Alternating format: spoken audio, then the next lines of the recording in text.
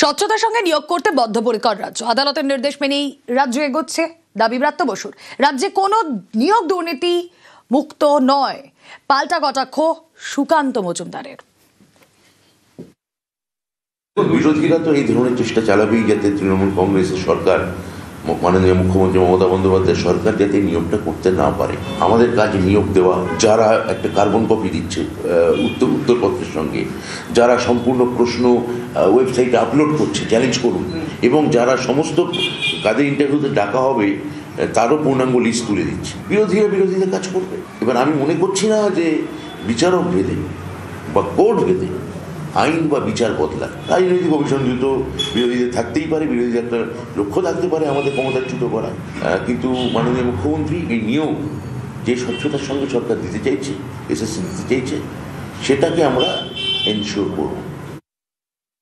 এই সরকার জবে থেকে ক্ষমতায় এসেছে এমন একটিও রিক্রুটমেন্ট হয়নি যে রিক্রুটমেন্টগুলো পয়সা ছাড়া বা দুর্নীতি ছাড়া হয়েছে। এই যে এসএসসির কথা বলছেন, আরো কত চাকরি দেখুন, প্রাইমারিতে এরপরে কি হবে, কোথায় কি হবে, আমরা তো ভয়ে আছি। তৃণমূল চুরি করেছে, কিন্তু এর ফলে ভুক্তভোগী হতে হচ্ছে সাধারণ মানুষকে। ব্রাত্য বসুর প্রথম যে রিক্রুটমেন্ট হয়েছিল না, সেই রিক্রুটমেন্টটা যদি ফাইল খোলে কোর্ট, ব্রাত্য বসুও জেলের ভেতরে থাকবে, চিন্তা নেই। আপনারা দেখতে পাচ্ছেন ফাঁকা ওএমআর সিট দেখা যাচ্ছে, ব্রাত্য বসু কাঁদে ফাঁকা ওএমআর সিটের ফাঁদে। এই নাটকটা লিখতে বলুন।